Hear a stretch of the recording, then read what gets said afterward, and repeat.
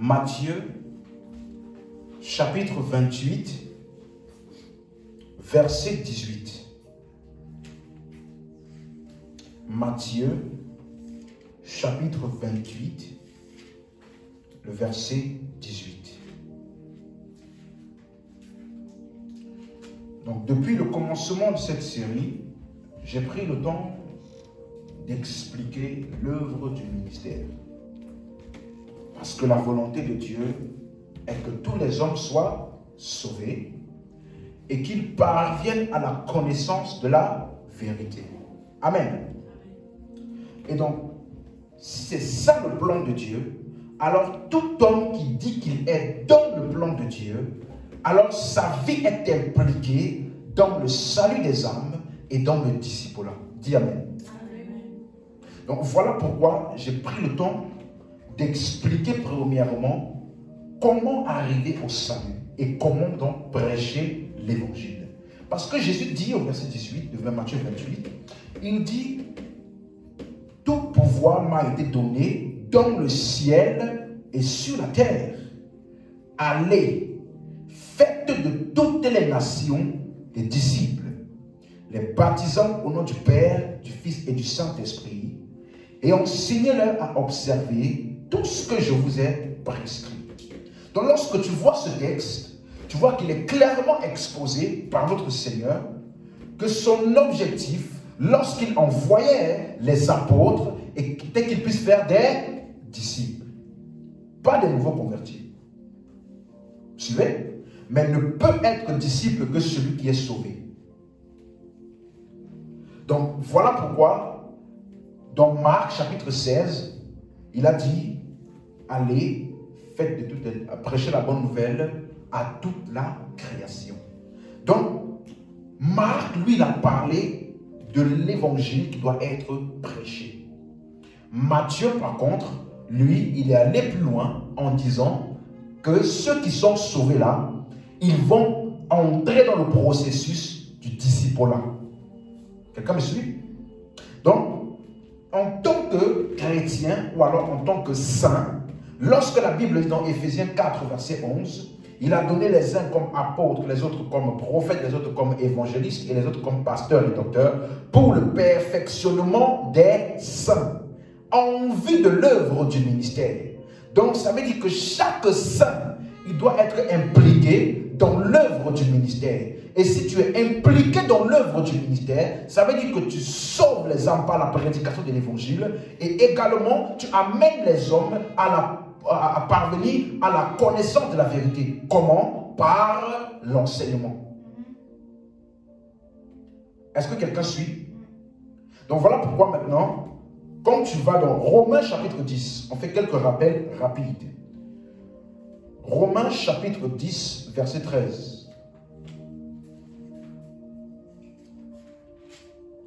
Romains chapitre 10, verset 13. Il dit, car quiconque invoquera le nom du Seigneur sera sauvé. Donc ça veut dire que quand on dit Dieu veut que tous les hommes soient sauvés, en réalité, pour qu'un homme soit sauvé, il faut qu'il puisse invoquer le nom du Seigneur. Et j'ai expliqué dimanche que le mot invoquer, le nom du Seigneur, ça ne veut pas dire prononcer le nom de Jésus. Est-ce qu'on me suit? Ça ne veut pas dire Jésus.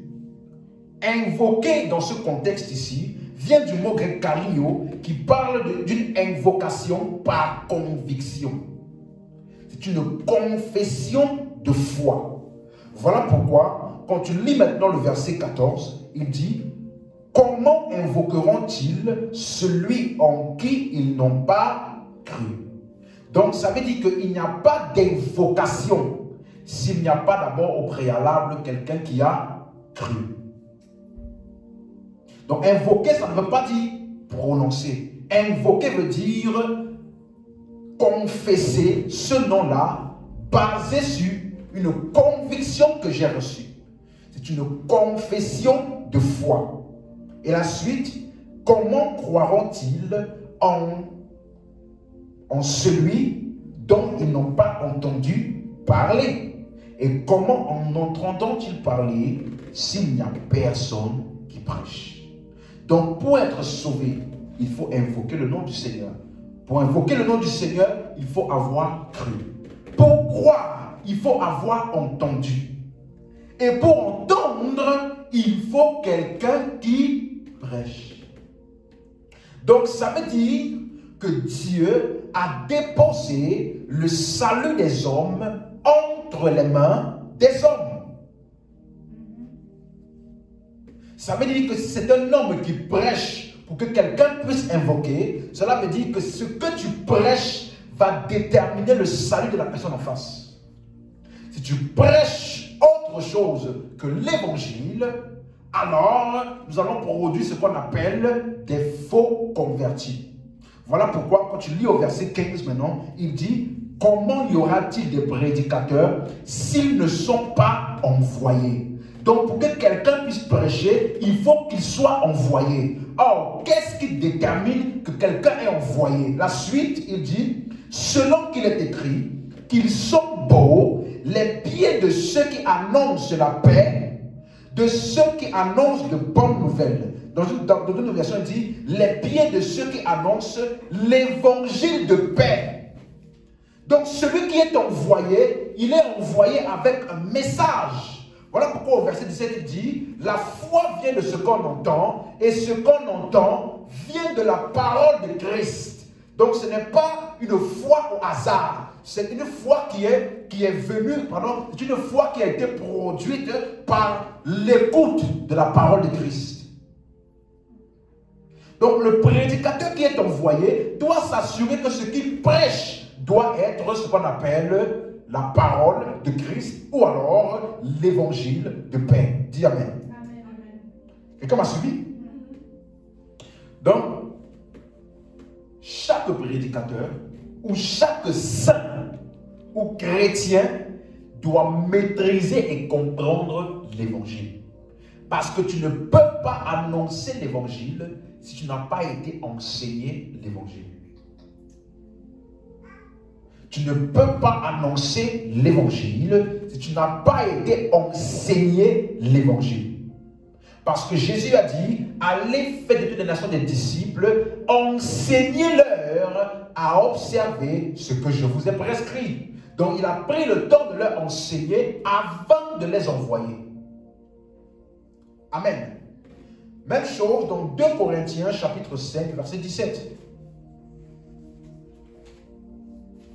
2 Corinthiens chapitre 5 le verset 17.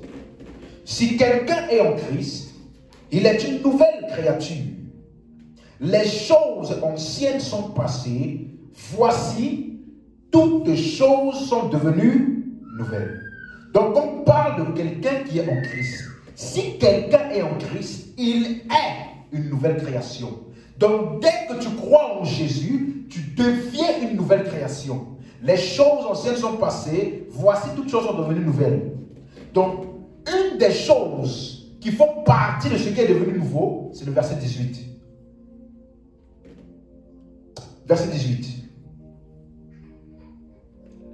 Et tout cela vient de Dieu qui nous a réconciliés avec lui par Christ.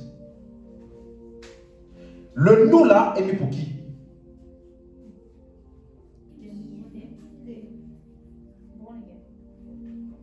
Allô? Nous là, c'est mis pour qui? Ceux qui sont devenus sauvés. On parle de quoi, verset 17? Une personne qui est en Christ. Donc c'est qui le nous? Ceux qui sont en Christ. Est-ce que vous suivez ça? Si quelqu'un est en Christ, il est une nouvelle création. Est-ce que vous suivez? Donc ça veut dire que quand il parle de il nous a réconciliés avec lui par Christ, ici il parle toujours de la même personne qui est née ou alors qui est en Christ là au verset 17. Donc si quelqu'un est en Christ, il est une nouvelle création. Donc celui qui est né en Christ, celui qui est en Christ là, lui là, il a été réconcilié avec Dieu par Christ. Amen.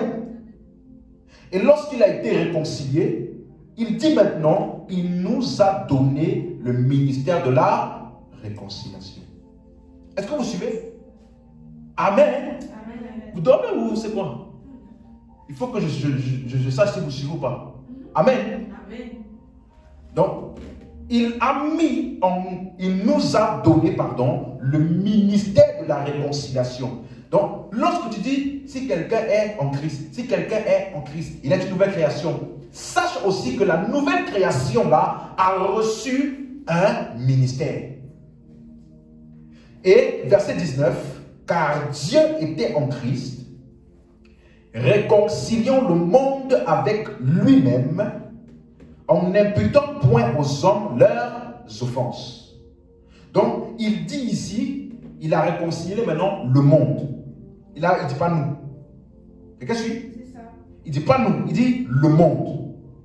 Donc, il a réconcilié le monde avec lui-même. Maintenant, regardez la suite.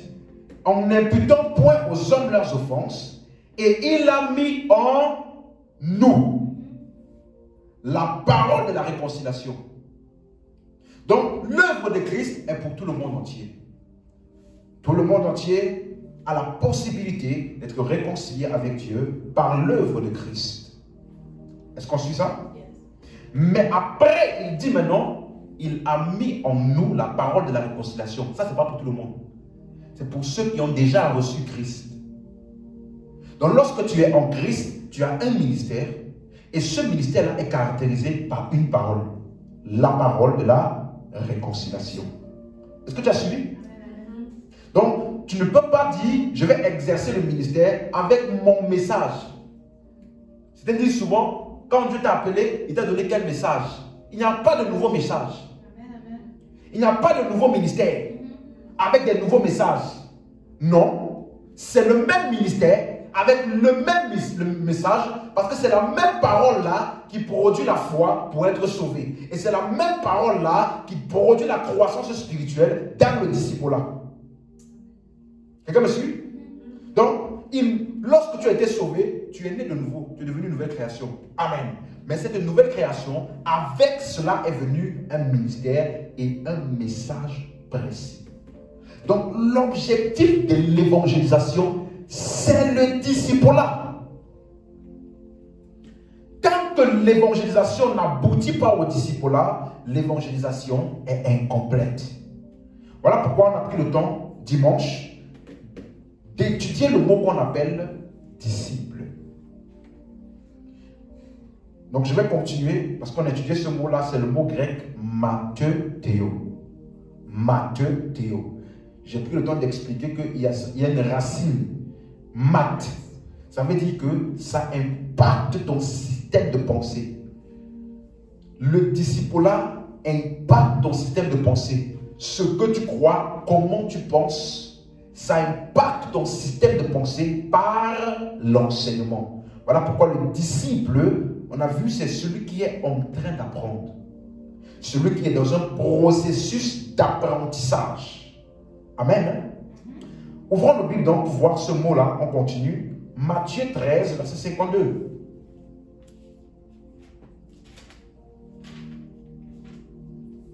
Matthieu 13, verset 52.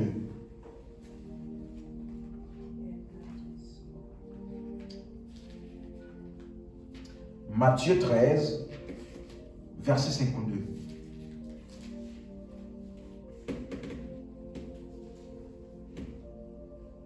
Et il leur dit, c'est pourquoi tout scribe instruit, le mot instruit c'est le mot mathéo, de ce qui regarde le royaume des cieux, est semblable à un homme de maison qui tire de son trésor des choses nouvelles et des choses anciennes.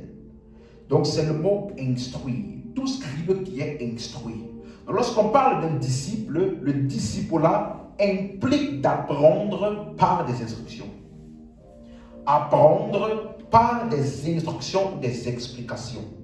Donc le scribe, il ne naît pas scribe. Bien au contraire, au fur et à mesure, il est instruit et il apprend. Donc lorsqu'on parle de disciple-là, cela veut dire que tu vas grandir en connaissance. Lorsqu'on parle de discipulat, ça veut dire que tu vas être exposé à un apprentissage progressif qui va produire en toi ce dont l'enseignement parle. Est-ce que quelqu'un me suit? Lorsqu'on parle de discipulat, ça parle d'un apprentissage par des instructions. Matthieu 27, 57. Matthieu 27, verset 57. La Bible dit, le soir étant venu, arriva un homme riche d'Arimathée, nommé Joseph, lequel était aussi disciple de Jésus. Joseph d'Arimathée était aussi disciple de Jésus. On a bien précisé le mot Jésus. Pourquoi? Parce qu'il apprenait de Jésus et il apprenait concernant Jésus. Donc lorsqu'on parle de discipulat, il faut que tu comprennes qu'un disciple, c'est quelqu'un qui apprend de quelqu'un concernant quelque chose. C'est quelqu'un qui apprend de quelqu'un concernant quelque chose. Parce que le mot disciple, nous allons voir ça par la suite, n'est pas exclusif à Jésus. C'est un mot qui existait déjà et qui était employé, on va voir ça, pour Jean-Baptiste par exemple. Donc, disciple, ça veut dire que tu es en train d'apprendre de quelqu'un concernant quelque chose. Amen. Et donc, l'une des plateformes, j'ai envie de dire, les plus importantes du discipulat, pour apprendre de manière progressive, là, ce sont les rassemblements de l'Église. Suis-moi très bien maintenant. Je vais rentrer dans quelques points profonds. L'une des plateformes, sinon la plateforme par excellence, par laquelle tu vas grandir, devenir disciple, devenir un faiseur de disciples, et là où tous les plans et le projet de Dieu pour ta vie vont prendre pleinement expression, c'est dans nos rassemblements.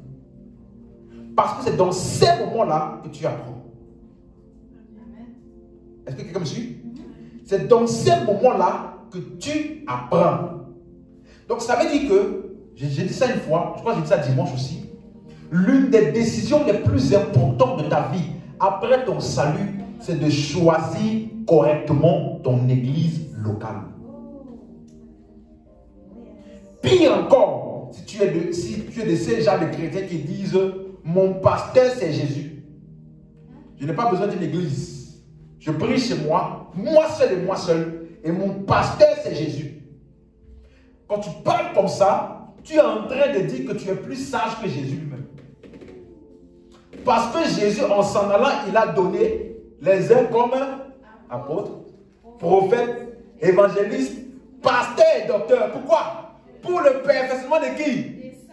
Si tu pouvais te perfectionner toi seul, toi et Jésus, il n'allait pas donner. Mais malgré qu'il a tout accompli et il a donné son esprit, il a donné encore des hommes. Tu me suis? Pour te montrer à quel point ton perfectionnement là pour l'œuvre du ministère est dépendant du type d'homme que tu fréquentes. Or, ces hommes-là sont retrouvés dans les rassemblements. Lorsque nous nous rassemblons, nous sommes en train d'opérer dans la sagesse de Dieu. La sagesse de Dieu pour notre salut, pour notre avancement, pour notre croissance spirituelle, c'est l'église locale. C'est le système que dans sa sagesse lui-même il a instauré. Pour s'assurer que chaque saint puisse grandir et accomplir le plan de Dieu pour sa vie. Est-ce que vous me suivez? Donc quand on dit disciple de Jésus, disciple de tel, ça dépend de qui tu apprends et de ce que tu as à apprendre. Et c'est ça que je vais développer un peu plus maintenant. Quand tu trouves ta Bible dans Acte 11, verset 26. Acte 11, le verset 26.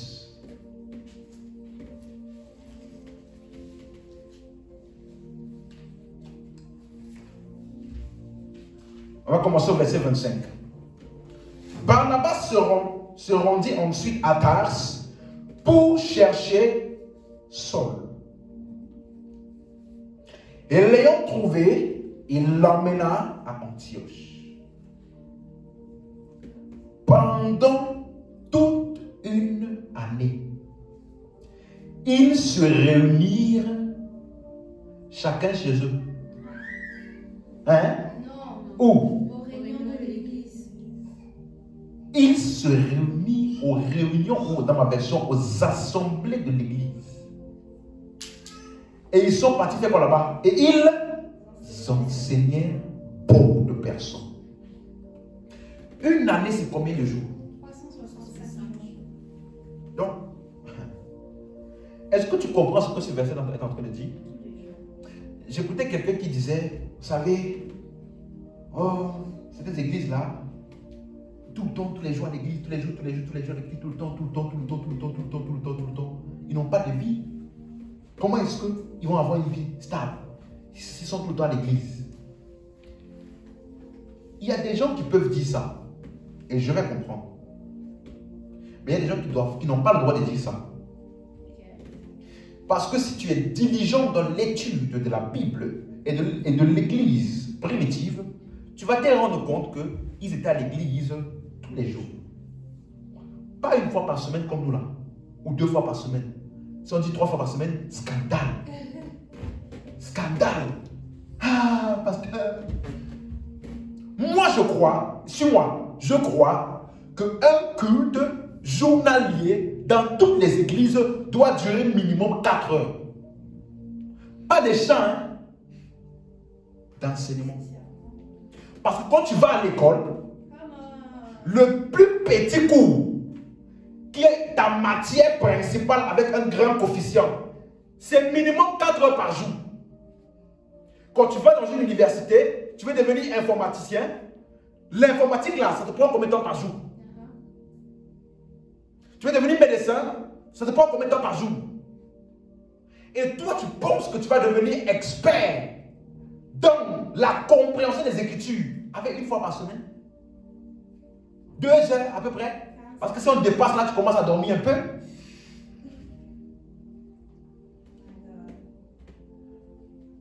Je dis ça souvent et je l'ai redit.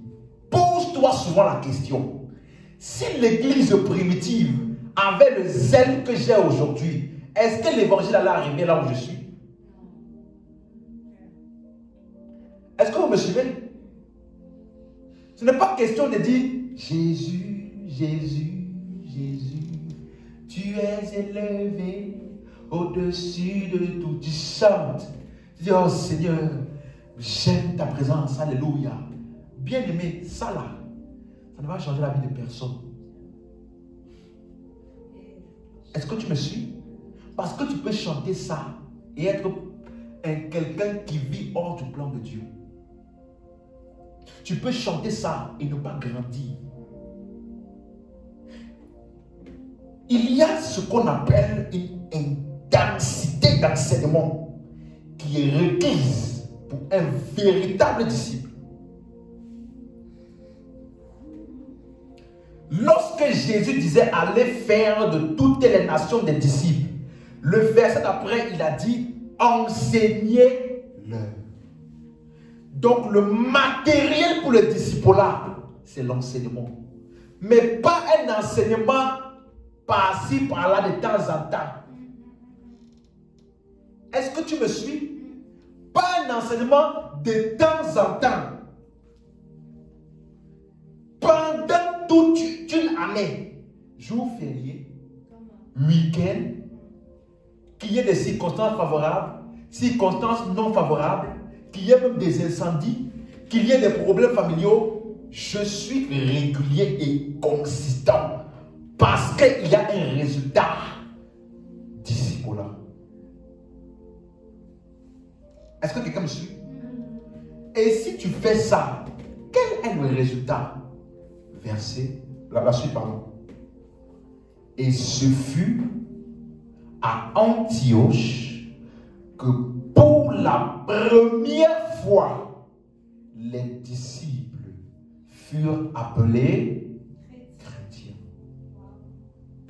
Donc le mot chrétien là, c'est pas un mot divin. Parce qu'il y a souvent des gens qui font les... Montrez-moi un verset dans la Bible qui dit que les chrétiens vont être sauvés. Il n'y a pas ce verset. Parce que le mot chrétien, ce n'est pas un mot... Le mot chrétien là, ce n'est pas un mot chrétien. Regarde comment ça? Ce n'est pas un mot chrétien. Mais c'est une description du fruit qui a été manifesté par ceux qui ont été longtemps et intensément exposés à l'enseignement. Lorsque on a regardé ces tels hommes, on dit qu'ils sont partis chercher Paul. Et lorsque Paul est arrivé à Antioche, il a commencé à enseigner. Il enseignait pendant toute une année. Suis-moi. Avant que Paul ne vienne, c'était des simples membres. Avant que Paul ne commence, c'était des simples convertis, des simples croyants. Tout le monde les connaissait sûrement. Mais qu'est-ce qui a fait en sorte que on regarde les mêmes personnes un an plus tard, on ne peut plus dire son nom. On dit lui là, c'est chrétien. Qui veut dire, parce qu'on ne peut pas dire Jésus-Christ. Parce que ces gens-là, ils connaissaient Jésus. C'était de leur époque. Donc ils ont dit, eux là, ce sont des chrétiens ou alors des mini-Christ. Ça veut dire, comme tu les vois là, on dirait Jésus-Christ lui-même. Ça a été produit par quoi? Enseignement. Hein? Enseignement continuel.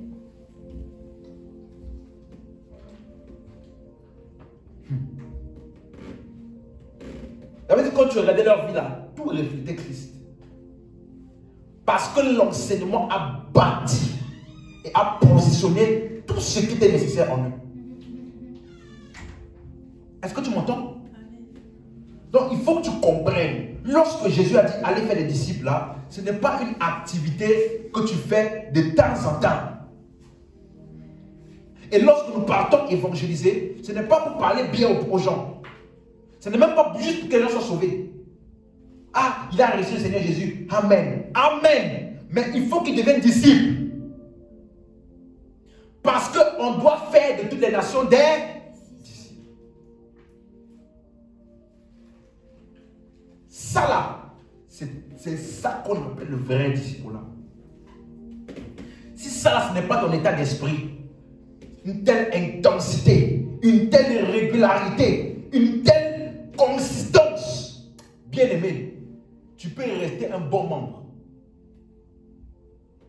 Mais si tu veux être de ceux qu'on appelle les disciples, qui sont à leur tour des faiseurs de disciples, laisse-moi te dire, Jésus a dit, c'est pour ça que vous allez vous rendre compte, quand Jésus parle du salut, il parle de lui. Car Dieu a tant aimé le monde, qu'il a donné son Fils unique, afin que quiconque croit en lui ne périsse point, mais qu'il ait la vie éternelle. Donc pour la vie éternelle, là, c'est dit quiconque. Quiconque croit. Mais qui commence à parler de disciples là, il ne dit pas quiconque. Il dit celui qui ne m'aime pas plus que son père, sa mère, ses disciples, il n'est pas digne d'être mon disciple. Quelqu'un comprend ça? Donc le salut, c'est pour tous les hommes. Tu crois, tu es sauvé. Mais parvenir à la connaissance de la vérité, dans le processus du disciple là, ça nécessite une consistance. Une consistance qui va demander que tu fasses de l'enseignement de Christ une priorité dans ta vie. L'apôtre Paul dit, pour le perfectionnement des saints en vue de l'œuvre du ministère et de l'édification du corps de Christ, jusqu'à ce que nous soyons tous parvenus à l'unité de la foi et la connaissance du Fils de Dieu. C'est un processus qui demande une intensité. On n'aurait jamais appelé ces gens-là chrétiens. Si c'était des simples membres qui venaient à l'église une fois par semaine, alléluia, amen, le pasteur m'a donné une bonne parole qui m'a boosté pour aller faire mes projets, il m'a remotivé, j'étais un peu découragé là, il m'a remotivé. Ça là, écoute-moi, ce n'est pas l'église. Église, C'est lorsque on inculque en toi l'enseignement de Christ qui produit l'œuvre du ministère. Est-ce que tu me suis? Amen. Voilà pourquoi vous allez vous rendre compte que Paul, lorsqu'il parle aux Galatiens, dans Galates chapitre 4, verset 19, il dit: mes petits enfants, pour qui je souffre encore les douleurs de l'enfantement, jusqu'à ce que Christ soit pleinement formé en vous. Comment est-ce qu'il faisait ça? L'enseignement de Christ. Parce que lorsqu'il a enseigné ces gens pendant 1 an là, qu'est-ce qui s'est passé? Christ a commencé à être manifesté. Et ce n'est même pas les chrétiens ou les croyants qui ont dit, ce sont les païens qui ont remarqué Christ en eux. Donc il dit: je souffre les douleurs de l'enfantement. Oui, il y a la prière.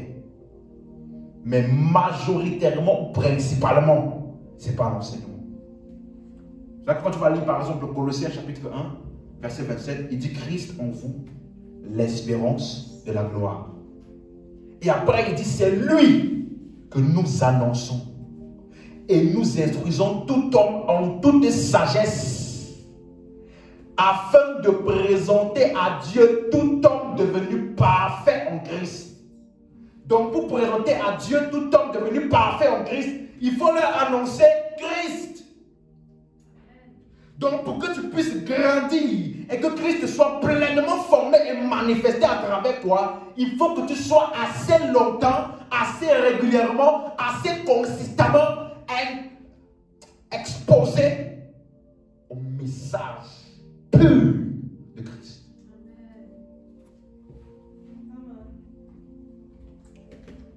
Amen. Amen. Acte 5. Acte 5. J'ai dit ici dimanche, on appelle ça la culture discipolale. Quand on dit culture là, c'est quelque chose que tu fais encore et encore et encore parce que ça fait partie de ton milieu de la culture. Tout le monde fait ça. C'est associé à votre culture. Le discipolat. Acte 5, verset 42. Amen. Et chaque jour, tiens-moi chaque jour. Aujourd'hui, en sortant d'ici, il faut que ta vision du discipolat change. Il faut que quand tu sors d'ici là, tu regardes l'église, les églises et comment nous fonctionnons là, tu te poses des questions. Chaque jour, dans le temple et dans les... Il ne cessait, il ne cessait d'enseigner et d'annoncer la bonne nouvelle de Jésus. Ils enseignaient et ils annonçaient. Annoncer là, l'évangélisation. Enseigner, discipolat. Quelle plateforme? Le temple et où? Dans les maisons. Donc, je peux te dire que même malgré leur travail, malgré leurs occupations, malgré leur famille, malgré leurs responsabilités, lorsqu'on dit discipolat, il n'y a pas de demi-mesure. Chaque jour, ce n'est même pas chaque jour, une fois par semaine, une fois par jour. Dans le temple et où? Dans la maison. Donc je peux imaginer, on se lève très tôt parce qu'il faut prier. Donc on se lève très tôt. Si mon travail commence à 8h ou 9h, je me lève très tôt, à 4h ou 5h du matin. Je dois prier pour bien me changer. Parce que je dois arriver au culte là étant bien disposé pour recevoir la parole. Quand tu arrives au culte là, c'est le pasteur qui doit te réveiller. C'est le pasteur qui doit te remettre en forme spirituellement. Ils ont bien prié.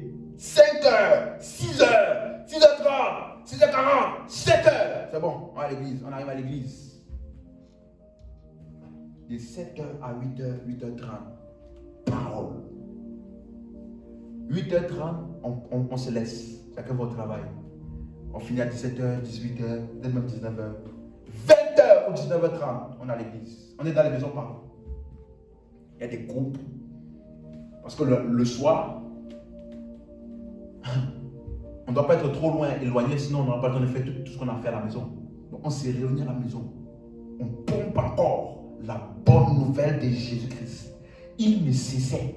Il ne cessait. Ça veut dire que ça se passait sans cesse. Ça se passait sans arrêt. Ça se passait sans excuse. Il n'y avait pas un moment où on dit on va prendre une pause. On va calmer un peu le jeu. Non. Le résultat que tu veux là, ça là qui va déterminer ta rigueur. Le résultat que tu veux là, ça va déterminer ta discipline. Le résultat que tu veux là, ça va déterminer l'engagement que tu veux avoir. Et je t'ai dit, si tu viens ici dans cette église-là, laisse-moi te dire, peu importe le moment de l'année où tu vas venir, que ce soit lorsqu'il fait beau, lorsqu'il fait froid, lorsqu'il fait chaud, lorsqu'il fait nuit, qu'il neige, tu vas entendre l'intensité du message de Christ dans sa pureté. Ni plus ni moins.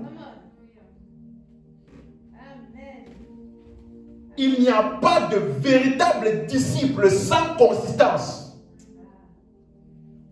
Notre problème, c'est qu'on aime beaucoup les bons messages de temps en temps. Et comme on est dans la génération micro-ondes, on veut tout rapidement. Pasteur, donne-nous une parole rapide de 15 minutes comme ça. Nous aussi, on va aller là-bas au drive pour aller prendre notre nourriture. Rapide aussi, arriver à la maison, faire tout. Rapide aussi, on va faire une prière le matin lorsqu'on se lève de 5 minutes. Rapide aussi.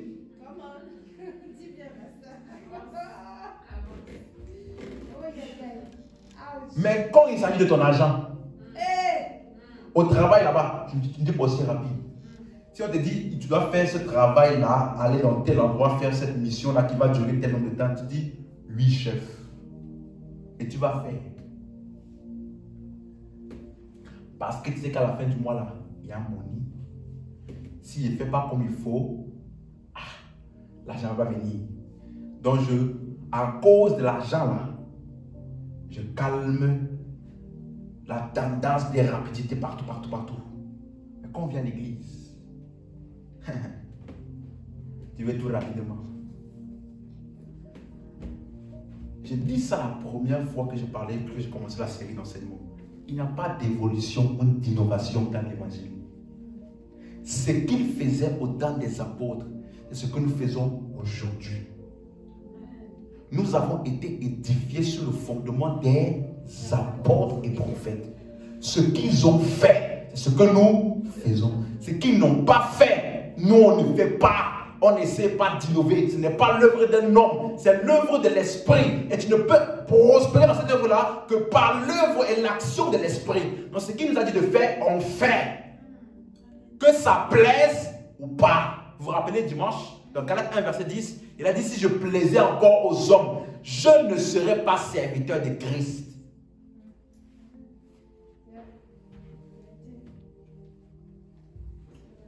Est-ce que tu me suis? Il y a une intensité. Suis-moi. Si tu n'es pas conscient de ce que je te dis maintenant là, tu me suis? Tu vas regarder ta vie spirituelle. Dans quelques années, ce sera la même chose. Mais je prie que ça ne parle pas de toi. Il y a des personnes, tu les regardes. 1 an, 2 ans, 3 ans, 4 ans. Toujours les mêmes manies. Toujours les mêmes mauvais comportements. Les mêmes habitudes. La même mollesse. Non. Ça, c'est quelqu'un qui n'est pas assez exposé au message de Christ. Tu ne peux pas être exposé au message de Christ là. Et sa nature en toi ne trouve pas expression. Pas possible. Il dit, hein, ce n'est pas possible. Sauf si tu n'es pas né de nouveau.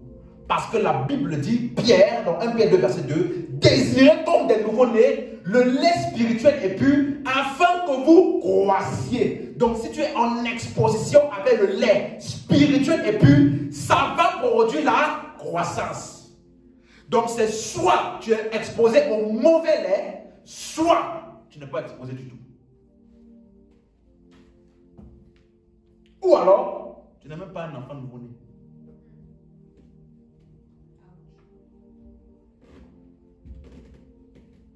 Amen. Hein? La seule manière, il n'y a pas de demi-mesure. Amen. Intensité, discipline, régularité vis-à-vis de l'enseignement de Christ. Pour me placer ici devant vous, ne pense pas que j'ai compris Christ hier et le lendemain je suis venu ouvrir l'église. Ne pense même pas ça. Ou alors j'ai compris Christ il y a quelques temps, après je suis venu. Quand j'ai commencé à étudier les Écritures correctement avec la bonne perception, je dormais sur ça. Et je me réveillais sur ça. Je partais travailler. J'allais même encore à l'église. Dès que l'église finit, je rentre chez moi. Je fais ce qu'on a fait pour la famille, la maison. Je dors un peu, je me réveille et il faut que je comprenne Christ. Il faut que je comprenne Christ. Parce que les gens que je rencontre dehors là, chaque fois que je leur parle, on dirait que c'est un autre Jésus dont je suis en train de parler. On dirait qu'ils ne connaissent même pas celui-là en qui ils disent qu'ils ont cru. Donc il faut que j'ai les arguments. Il faut que j'ai tout ce qu'il me faut pour aller annoncer Christ aux hommes afin qu'ils puissent comprendre que c'est uniquement Jésus là dont ils ont besoin.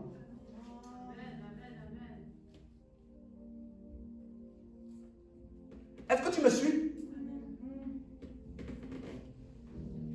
Le problème aujourd'hui, c'est parce que nous, on n'a pas compris, c'est dans notre nous, on n'a pas compris le plan de Dieu. Le plan de Dieu n'est pas que les églises soient remplies. Parce que souvent, quand l'église commence à remplir, on pense qu'on a réussi. Le plan de Dieu est que les églises soient remplies, mais bien remplies. Et que les gens qui soient là, remplissant là, comprennent Christ. Ce n'est pas rempli à tout prix. Au point, on ne fait même plus de différence entre certains là et les coachs. Si tu viens, tu commences à expliquer les principes de la vie. Comment réussir? Tu ne peux pas former des disciples ainsi. Pas possible. Pourquoi? Je te donne un autre exemple. Luc chapitre 11, verset 1. Luc 11, verset 1. Jésus priait en un certain lieu, un jour, en un certain lieu, lorsqu'il eut achevé, un de ses disciples lui dit, Seigneur, enseigne-nous à prier comme Jean l'a enseigné à qui? Donc, comment est-ce que Jean a formé ses disciples? Par l'enseignement. Il dit, nous là, on connaît les disciples de Jean parce qu'on sait que Jean leur a enseigné. Et quand ils prient, on peut voir Jean même dans leur prière. C'est le même système, le même mode de prière. Ils ont dupliqué Jean. Ça veut dire que par l'enseignement, ils sont en train d'apprendre les pratiques et le message de Jean-Baptiste. Enseigne-nous à prier comme Jean a enseigné à ses disciples. Ça veut dire que nous aussi, on veut avoir le modèle, l'enseignement, être exposé à ta manière de fonctionner avec Dieu là, comme Jean aussi, lui, il a fait avec ses disciples. L'enseignement. Il n'y a pas de disciples sans enseignement. On ne peut pas parler à quelqu'un, tu es disciple et tu n'apprends de personne et tu n'apprends rien. Suis-moi. Tu peux aller à l'église sans être disciple. Non. Sans être disciple de Christ. Tu peux aller à l'église, tu deviens un bon entrepreneur. Tu peux aller à l'église, tu deviens un bon gestionnaire. Un bon relationnel social. Parce que c'est ça qu'on t'apprend là-bas. Aimer les gens. Ne parlez pas trop mal. Vous savez dans la vie, si tu donnes, Dieu va te donner en plus. Mais être disciple de Christ, de celui qui est en train d'apprendre concernant Christ. Donc, Jean-Baptiste a formé ses disciples par l'enseignement. De la même manière que Jésus a formé ses disciples par l'enseignement. Enseigne-nous à prier. Comme Jean-Baptiste a enseigné à ses disciples. Est-ce que vous suivez? Donc le mot disciple là, ce n'est pas exclusif à Jésus. Jean avait des gens qui apprenaient son message et ses pratiques. Jean 3, verset 25. Jean chapitre 3, verset 25. Amen. Amen. Jean 3, 25. Or, il s'éleva de la part des disciples de Jean une dispute avec un juif touchant la purification. Donc, il s'éleva de la part des disciples de qui? De Jean. Donc, ça veut dire que ces gens-là, ils apprenaient avec qui? Jean. Vous suivez? Et ils ont rencontré un juif qui était sûrement disciple des pharisiens et des docteurs de la loi. Et ils ont commencé à avoir une dispute ou un débat concernant la purification. Donc, ça veut dire que le mot disciple là, qui veut dire quelqu'un qui est en train d'apprendre, n'est pas l'exclusivité de Jésus, n'est pas l'exclusivité du message de Christ. Ça veut dire que tu peux être un bon disciple d'une doctrine erronée. Tu peux être affermi, très très fermement affermi dans un message erroné ou dans un message incomplet. Est-ce que vous me suivez? De nos jours, si tu vas sur les réseaux sociaux, tu vas voir tout genre de doctrines. Et un qui croit que tu peux être sauvé par seulement Jésus. Et l'autre qui croit qu'il faut que tu aies un certain prophète dans ta vie. Et l'autre qui croit que, et l'autre qui croit que, et l'autre qui croit que. Mais quand tu les écoutes, suis bien ce que je te dis maintenant. Là, je donne le disciple là, en plein dans le sujet. Quand tu les écoutes, bien, tu te rends compte qu'ils ont bien vraiment pris le temps d'examiner les Écritures pour chercher les preuves de leur fausse doctrine dans la Bible. Est-ce que tu me suis?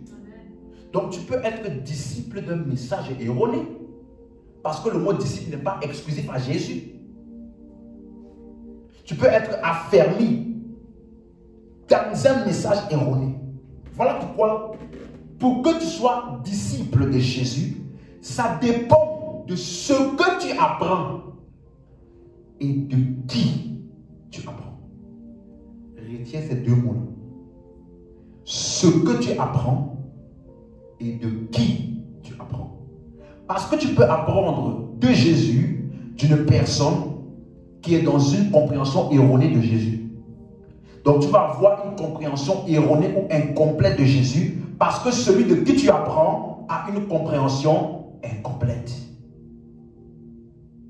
Donc c'est ce que tu apprends et de qui tu apprends. Maintenant, illustration. Acte 18, verset 24. Acte 18, verset 24. Est-ce que quelqu'un suit bien? Il faut maintenant que tu sois très attentif. Fausse doctrine, là, tu peux même être éloquent. Ça veut dire quand on t'entend parler là, on sent vraiment que tu vis la chose. Mais c'est l'erreur. Tu peux avoir un développement très structuré et très très harmonieux de l'erreur. Quelqu'un me suit? Illustration. Acte 18, verset 24. Un juif nommé Apollos, originaire d'Alexandrie, homme éloquent et versé dans les Écritures, vint à Éphèse. Il était instruit dans la voie du Seigneur. Le mot instruit, vous vous rappelez? Mathéo. Donc il a été enseigné. Il était instruit dans la voie du Seigneur et fervent d'esprit. Ça veut dire zélé, embrasé. Il annonçait et enseignait avec exactitude ce qui concerne Jésus, bien qu'il ne connût que le baptême de Jean. Donc, voici un homme versé dans les Écritures, éloquent, connaissait que le baptême de Jean. Donc, qu'est-ce qu'il connaissait donc? Acte 19. On va revenir. Allons voir le message de Jean là. Ce qu'on appelle le baptême de Jean là. Qu'est-ce que c'est? Acte 19, verset 1. Pendant qu'Apollos était à Corinthe, Paul, après avoir parcouru les hautes provinces de l'Asie, arriva à Éphèse. Ayant rencontré quelques disciples, il leur dit: avez-vous reçu le Saint-Esprit quand vous avez cru? Ils lui répondirent: nous n'avons pas même entendu dire qu'il y ait un Saint-Esprit. Il dit: de quel baptême avez-vous donc été baptisé? Il lui répondit: du baptême de Jean. Maintenant, il y a une époque quand j'ai lu ce verset, je pensais que ces gens-là étaient les disciples de Jean-Baptiste. Mais après réflexion, je suis en train de douter même que ces disciples-là, c'est les disciples de Jean-Baptiste. Soit c'était des disciples de Jean-Baptiste, soit c'était des disciples qui étaient dans l'église là-bas à Éphèse, mais des mauvais disciples. Pourquoi je dis ça? Parce que Jean-Baptiste, il dit: je vous ai baptisé d'eau, mais celui qui viendra après moi vous baptisera du... Mais eux, ils disent: nous n'avons même pas entendu qu'il y ait un Saint-Esprit. Donc, soit c'était vraiment des mauvais disciples des gens, soit c'était des mauvais disciples de l'église. Mais en tout cas, c'était des mauvais disciples. Donc, comme ils ont mentionné le baptême de Jean, Paul va maintenant rebondir dessus pour leur expliquer le baptême de Jean. Donc, ce que Paul va expliquer maintenant là, c'est ça que Apollos, à travers toutes les Écritures, c'est ça que Apollos connaissait. Lisons. Alors Paul dit: Jean a baptisé du baptême de repentance, disant au peuple de croire en celui qui venait après lui, c'est-à-dire en Jésus. Revenons dans Acte 18, verset 24 à 25. Donc, quand il dit au verset 25 qu'il enseignait avec exactitude, Apollos enseignait avec exactitude ce qui concernait Jésus, bien qu'il ne connût que le baptême de Jean. Donc, qu'est-ce qu'il ne connaissait? Ça veut dire que quand il lisait les Écritures, il n'arrivait à détecter que ce qui parlait de Jean-Baptiste, comme celui qui devait venir annoncer, celui qui devait venir après lui, qui est Jésus. Donc, quand Apollos enseignait, il disait: vous savez, Jean-Baptiste est venu. Et il a dit que quelqu'un venait après lui, c'est Jésus. Croyez en lui. Voilà tout ce qu'il arrivait à sortir des Écritures. Vous me suivez? Donc il parlait de Jésus. Mais il n'arrivait à tirer Jésus que de Jean-Baptiste. Mais il n'y a pas que Jean-Baptiste qui a parlé de Jésus. Il y a tous les prophètes dans l'Ancien Testament. Il y a tous qui ont parlé de Jésus. Mais lui, il n'arrivait à voir que Jésus au travers de Jean-Baptiste. Parce que Jean a prêché le baptême de repentance, disant qu'il y a quelqu'un qui viendra après lui et qu'il faut croire en lui. Donc Apollos disait: Jean-Baptiste était là et il a dit que quelqu'un venait après lui. Ce quelqu'un, c'est Jésus. Il n'arrivait pas à exposer Jésus beaucoup plus loin que Jean-Baptiste. Il n'arrivait pas à voir et à détecter qui est Jésus beaucoup plus loin que Jean-Baptiste. Sa seule compréhension de Jésus était limitée à Jean-Baptiste, le prophète. Est-ce que quelqu'un m'entend? C'est bien. Donc, il enseignait avec exactitude ce qui concerne Jésus. Maintenant, on va faire une petite exégèse rapide pour que tu comprennes qui était vraiment Apollos. Amen. Hein? Donc, on va aller dans quelques versets rapidement. Donc, sois dirigeant. Revenons donc à Acte 18, verset 24. On va maintenant aller pas à pas. Donc, on dit qu'Apollos était un homme éloquent, verset 24, et versé dans les Écritures. Quand tu lis la version sommaire, on dit qu'il connaissait très bien les Écritures. Ce n'est pas un novice. Version Martin, il était savant dans les Écritures. Quand on dit que quelqu'un était savant là, par exemple en parlant de la science, ça veut dire quoi? il comprend tous les mécanismes de la science. Il connaît tous les grands scientifiques et leurs théorèmes, par exemple. Vous suivez? On dit, lui, là, il était savant dans les Écritures. Donc, il connaissait les Écritures, je vais même dire par cœur. Est-ce que vous suivez? Donc là, on ne parle pas d'un nouveau converti qui vient de lire la Bible il y a 2-3 jours. On parle de quelqu'un qui a vraiment connaissait les Écritures. On dit qu'il connaissait très bien. La version d'Arbi, il dit, il était puissant dans les Écritures. Puissant là, on dit puissant, ça veut dire capacité. Ça veut dire qu'il avait la capacité de te joindre 4, 5, 6 versets pour t'amener à une conclusion. Ce n'était pas un novice. Donc on dit qu'il a été instruit dans la voie de Dieu, ça veut dire qu'il a étudié. Verset 25. Il était instruit dans la voie du Seigneur et fervent d'esprit. Il l'annonçait et enseignait avec exactitude ce qui concerne Jésus, bien qu'il ne connût que le baptême de Jean. Je veux que vous puissiez prendre attention à ce mot-là, avec exactitude. Parce que ce mot-là, bien aimé, on dit qu'il ne connaissait que le baptême de Jean, mais on dit qu'il enseignait avec exactitude de Jésus. Il faut comprendre ce que ça veut dire. Donc c'est le mot grec akribos. Akribos. A-K-R-I-B-O-S. Akribos. Ça veut dire précisément et soigneusement. Waouh. Et quand tu lis la version Martin, on dit Apollos enseignait fort exactement les choses qui concernent le Seigneur. Fort exactement. Version Darby, il parlait et enseignait diligemment les choses qui concernent Jésus. Quand on dit diligemment, là, ça veut dire quoi? Ça veut dire qu'il n'était pas paresseux, il était minutieux. La diligence, c'est le contraire de la paresse. Donc, il ne parlait pas de manière inappropriée. Ce qu'il disait, il était capable de le prouver par les Écritures. Est-ce que vous suivez? Version Osterval, il enseignait soigneusement ce qui va le Seigneur. Allons voir 3 versets. Mettez en marque page dans Acte 18 là.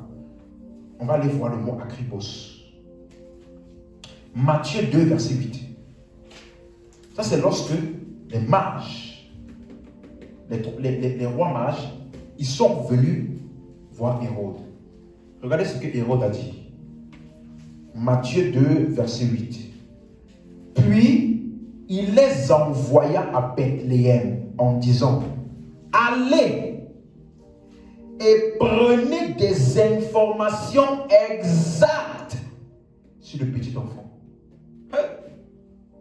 Akribos veut dire aller chercher les informations exactes. Et quand tu sais ça? Luc 1, verset 3. Luc 1, verset 3.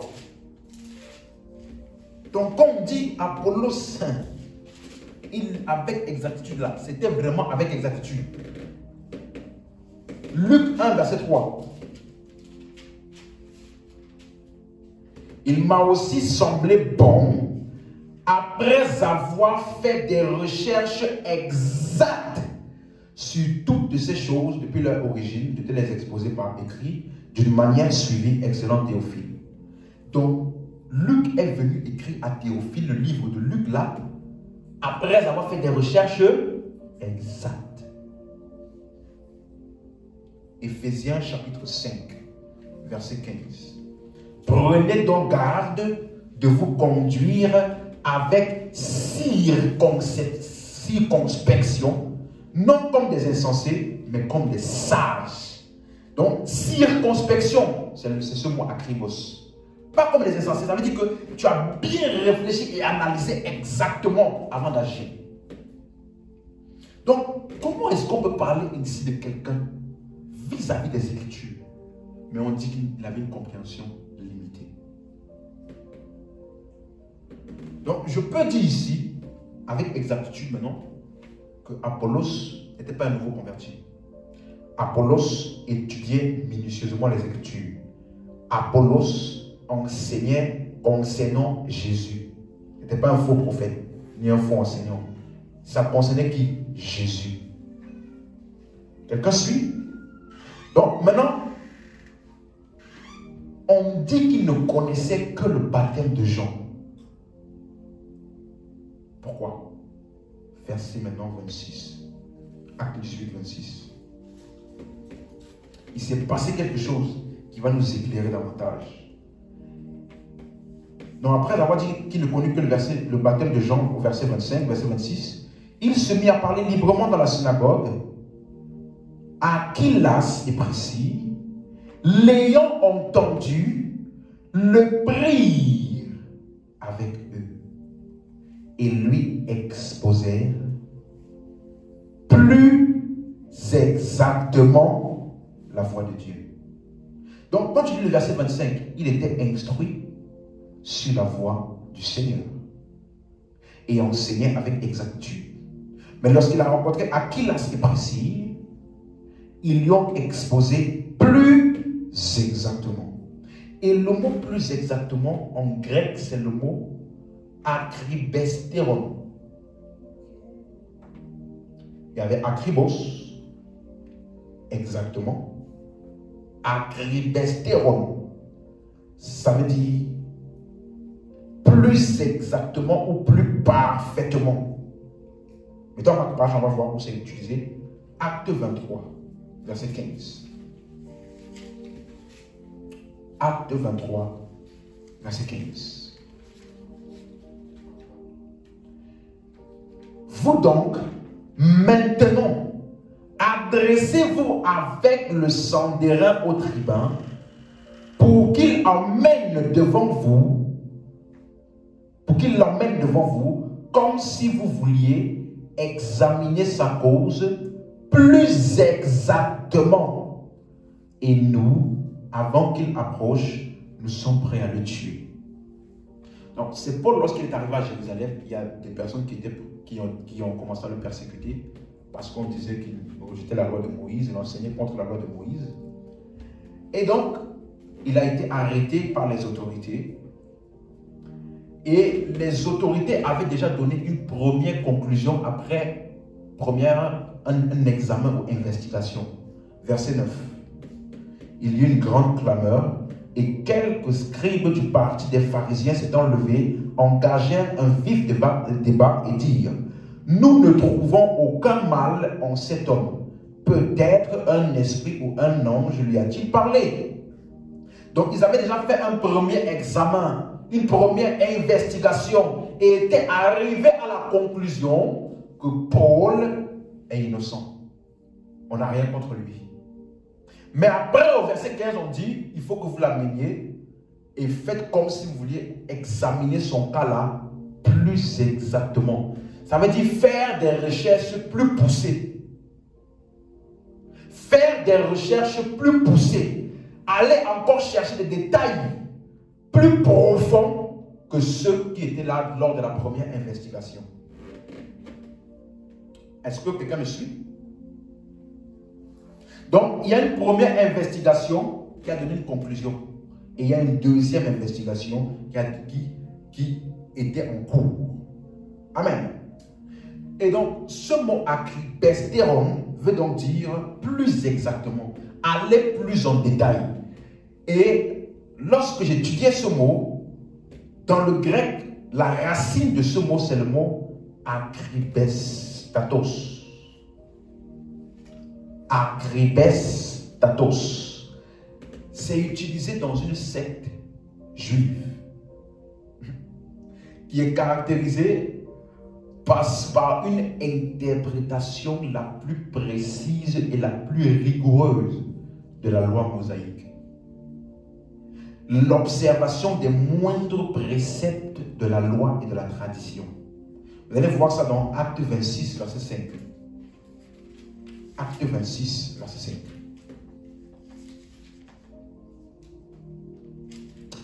Et ils savent depuis longtemps, s'ils veulent le déclarer, que j'ai vécu pharisien, selon la secte la plus rigide de notre religion.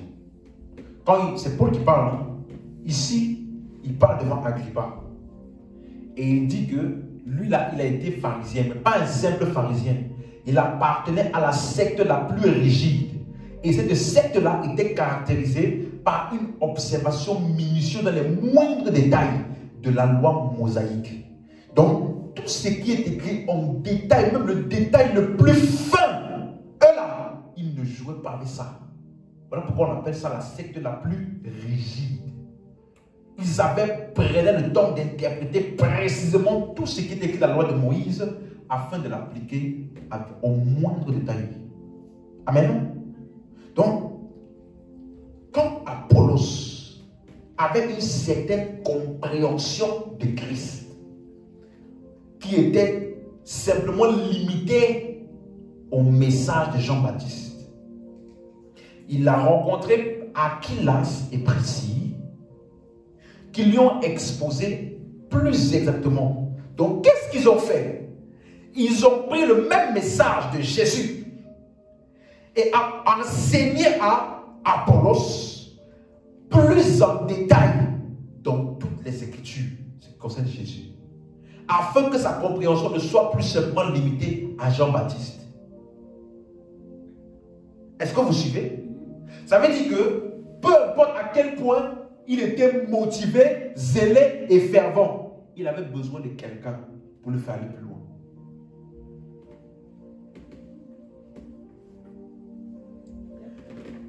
Pourquoi j'ai pris ce verset? Je t'ai expliqué que le disciple-là, ça dépend de ce que tu apprends, mais également de qui est-ce que tu apprends.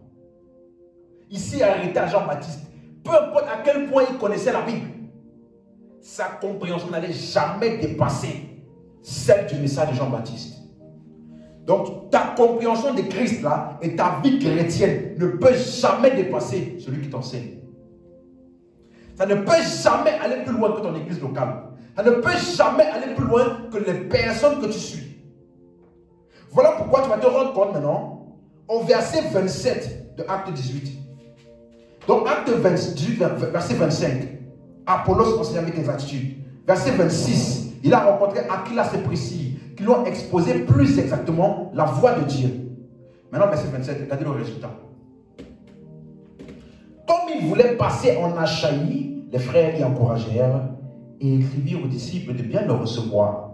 Quand il fut arrivé, il se rendit par la grâce de Dieu, très utile à ceux qui avaient cru. Car il refutait vivement les Juifs en public, démontrant par les Écritures que Jésus est le Christ. Il n'y a plus Jean-Baptiste. Ils ont enlevé le voile de Jean-Baptiste là qui le limitait. Et lui ont exposé dans toutes les Écritures la suprématie du message de Christ. Et alors là, à ce moment-là, la grâce de Dieu qui était déjà dans sa vie a trouvé pleinement expression. On dit il se rendit par la grâce de Dieu utile. Donc ça veut dire que ton efficacité dans le ministère et la manifestation de la grâce de Dieu dans ta vie et ton ministère dépendent totalement du type de connaissance et d'enseignement que tu reçois. Totalement. Voilà pourquoi l'apôtre Pierre dit dans 2 Pierre chapitre 1 verset 2 que la grâce et la paix vous soient multipliées par la connaissance. 2 Pierre 3 verset 18 il dit croissez dans la grâce et dans la connaissance de notre Seigneur Jésus. Donc la croissance dans la grâce est le résultat de la croissance dans la connaissance de Jésus. Est-ce que quelqu'un me suit? Ta vie chrétienne, suis-moi, on ne suit pas les gens par émotion. On ne suit pas les gens par affinité. Notre loyauté est d'abord envers Christ et ensuite envers les hommes que Christ nous envoie. Mais d'abord envers Christ. Donc celui que tu suis là, il va déterminer ton efficacité dans le ministère. Il va déterminer également ton impact. Et ça va aussi déterminer jusqu'où tu peux aller. Amen. Ce n'est pas par sentimentalisme. La Bible nous dit, dans Jean 1, verset 35, Jean 1, verset 35. Amen. Quelqu'un suit?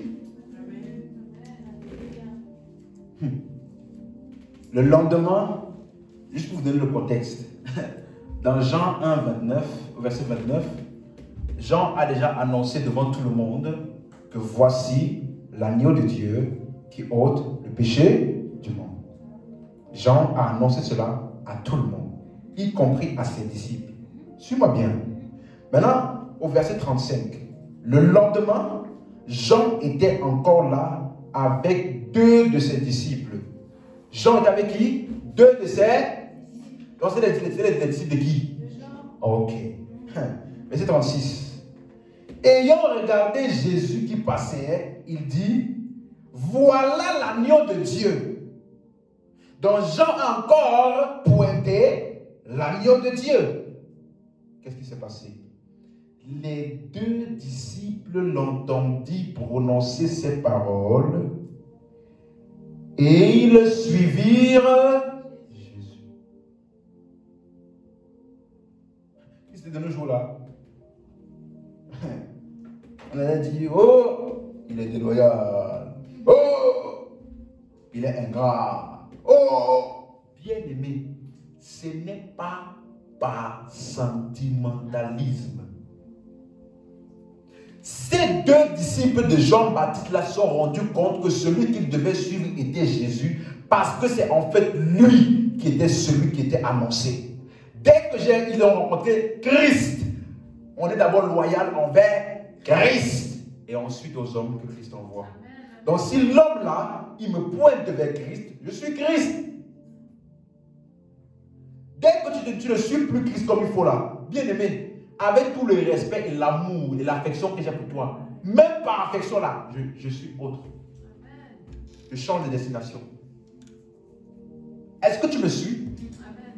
Ce n'est pas par sentimentalisme que nous suivons. Il n'y a pas de sentimentalisme. Parce que tu peux être disciple d'un message erroné ou d'un message mixturé. Donc le jour où Dieu te fait la grâce de rencontrer quelqu'un qui t'amène le plus exactement, tu ne dois pas être dans le sentimentalisme.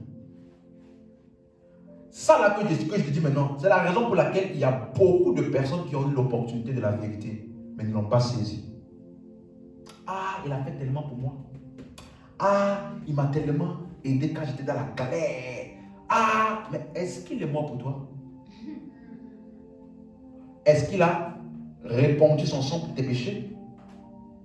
Peu importe ce qu'il a fait pour toi, si ça ne suit pas ce que Christ a fait, alors c'est d'abord envers Christ. Est-ce que vous m'en suivez? Vous me suivez? Ce n'est pas par sentimentalisme. Paul, il dit, toi, à Timothée, dans 2 Timothée 3, verset 14, toi, demeure dans les choses que tu as apprises et reconnues certaines, sachant de qui tu les as apprises. Parce que j'ai dit que le mot disciple n'est pas exclusif à Jésus. Pour déterminer si tu es disciple de Jésus-Christ ou pas, ça dépend de ce que tu apprends. En d'autres termes, le message, et de qui tu apprends. En d'autres termes, l'homme. Ou alors, celui que Dieu, Christ a envoyé pour toi. Ce sont ces 2 facteurs qui déterminent ton disciple-là. Et ce sont ces 2 facteurs qui vont déterminer le type aussi de faiseur de disciple que tu vas devenir. Parce que Timothée, à ce moment-là, était déjà pasteur de plusieurs églises que Paul envoyait pour diriger. Et Paul lui dit, demeure dans les choses que tu as apprises. En d'autres termes, le message. Sachant aussi de qui tu as appris cela. Donc, un disciple, il est déterminé par ce qu'il apprend et de qui est-ce qu'il apprend ce qu'il apprend. Dans la compréhension de l'art de faire le disciple, je résume. il faut une intensité, une rigueur et une consistance dans l'enseignement du message de Christ. Parce que, bien aimé, laisse-moi te dire quelque chose. Ne pense pas que quand Apollos a rencontré Aquilas et Priscille, ne pense pas que ça va faire un jour. Parce qu'on ne peut pas parcourir toutes les Écritures en détail avec toi en un jour. Au point où il est parti et il a commencé à démontrer aux Juifs que Jésus est le Christ dans toutes les Écritures. Ils ont pris du temps pour bien le former. Plus exactement là, c'est à cause de ça que c'est minutieux, que c'est rigoureux, que c'est vraiment primordial. Parce que je vous ai expliqué dimanche dernier à quel point la subtilité de ce qu'on appelle un autre évangile, qui a les mêmes termes à une conjugaison près, qui a les mêmes termes à une condition près, et quelqu'un qui vient te dire simplement, si tu fais ça, tu seras béni. Si tu fais ça, tu auras la délivrance. Mais les Écritures parlent de la délivrance, mais à un détail près au passé. Un détail près, sans condition. Uniquement par la foi en Christ. Donc, si tu n'es pas minutieux dans les détails là, tu peux connaître les Écritures, les réciter par cœur. Est-ce que tu sais que quand je pars évangéliser, pour ceux qui vont ce moment-là, un des versets que je prends le plus, car Dieu a tant aimé le monde. Dès que je dis ça, la personne en face là, elle récite après moi. Donc, elle connaît le verset. Mais quand tu demandes, est-ce que tu crois être sauvé? Je ne sais pas.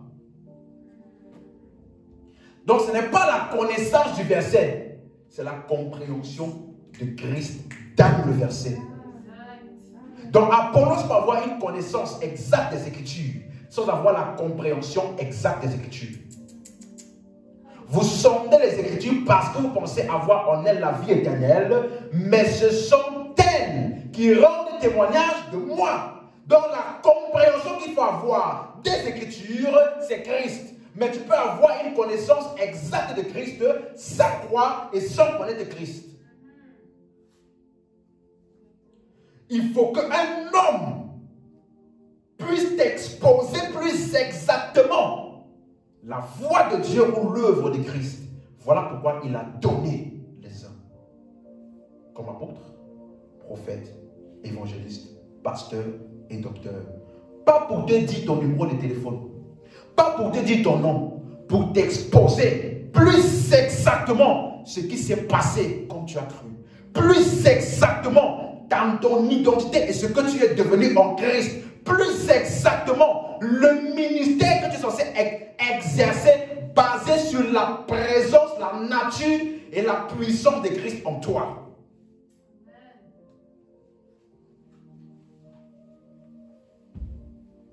Est-ce que tu me suis? Ça là, j'ai dit ça ici, ce n'est pas pour les chrétiens. C'est pour les disciples. Ceux-là qui sont dans le processus d'apprentissage. Acte 6, verset 1. Allez, Jésus a dit, et faites de toutes les nations des disciples. Et dans Acte 6, verset 1. En ce temps-là, le nombre de disciples augmentant. Le nombre de disciples. Donc, comment est-ce que le nombre de disciples augmentait?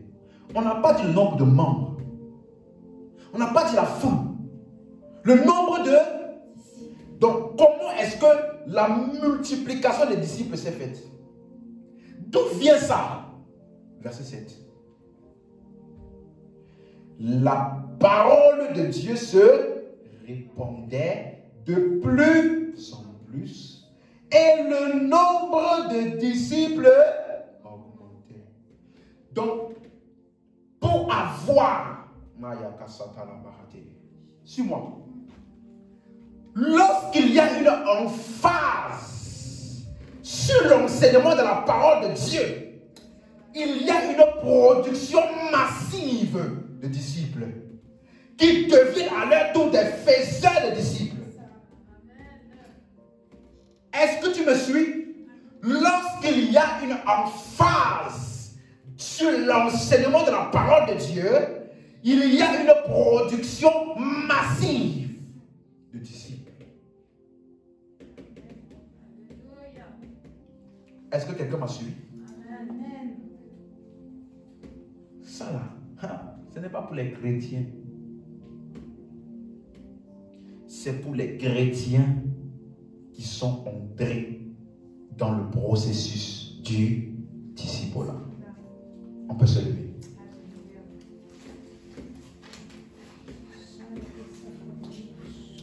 Tu vois, quand Jésus parlait là, faites toutes les nations des disciples. Ça veut dire que tout homme sur la terre doit devenir un disciple. C'est le plan de Dieu. Tout homme sur la terre doit devenir un disciple. C'est le plan de Dieu. Et pour que cela se fasse, ceux qui sont déjà en Christ doivent comprendre leurs responsabilités. Ceux qui sont déjà en Christ doivent comprendre. Il faut que je m'approfondisse plus exactement dans le message de Christ afin d'être capable d'aller et manifester par la grâce de Dieu Jésus-Christ aux hommes. Amen. Est-ce que tu m'entends? Amen. La culture du discipulat. Il y a une chose que tu vas voir de manière récurrente dans Actes des Apôtres, c'est le mot disciple. Tu ne vas pas voir le mot fils de Dieu en parlant des chrétiens. Tu ne vas pas voir le mot naître de nouveau. Tu ne vas pas voir le mot esprit d'adoption. Tu ne vas pas voir le mot si quelqu'un est en Christ. Parce que Actes des Apôtres là, ce n'est pas un livre de doctrine. Ce n'est pas pour t'enseigner que tu es en Christ. C'est un récit qui décrit les événements qui sont passés. Comment l'église primitive est quittée du stade d'enfant à mature. De l'ancienne alliance à la nouvelle alliance. Et la description qu'on a eue de tous les croyants là était qu'ils étaient dans un processus d'apprentissage.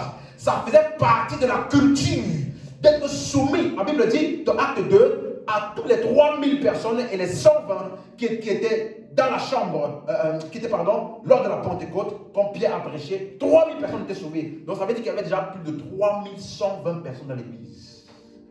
Et on dit dans le verset d'après, ils persévéraient dans l'enseignement des apôtres. C'est la culture dans le royaume, c'est la culture dans la vie chrétienne, le discipulat. Tu n'aimes pas les enseignements, je doute de ton salut. Parce que le Saint-Esprit qui est en toi, sa mission première, la Bible dit, nous n'avons pas reçu l'esprit du monde, mais nous avons reçu l'esprit qui vient de Dieu, afin que nous connaissions les choses qu'il nous a données par sa grâce. Il dit, j'ai encore beaucoup de choses à vous dire, mais vous ne pouvez pas le porter. Mais lorsque l'esprit de vérité viendra, il vous conduira dans toute la vérité. Donc la mission principale et première de cet esprit en toi est de t'exposer à la connaissance de Christ et t'exposer à des informations concernant l'œuvre de Christ et ta nature en Christ. Donc tu n'aimes pas les enseignements. Quel Saint-Esprit est en toi?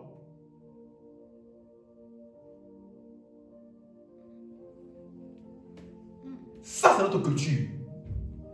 Disciple est celui qui apprend le message de Christ afin de devenir à son tour un faiseur de disciples. Ça là, ce n'est pas ton objectif. Aujourd'hui, rectifie-toi. Parce que notre mission est grande. Et notre responsabilité est grande. Il faut que la terre soit remplie de la connaissance de la gloire de Dieu, comme les eaux couvrent la mer. Alléluia. Et cette prophétie va s'accomplir et tu en feras partie. Amen. Au nom de Jésus. Élève la voix en grâce à Dieu. Merci Père. So katabaya.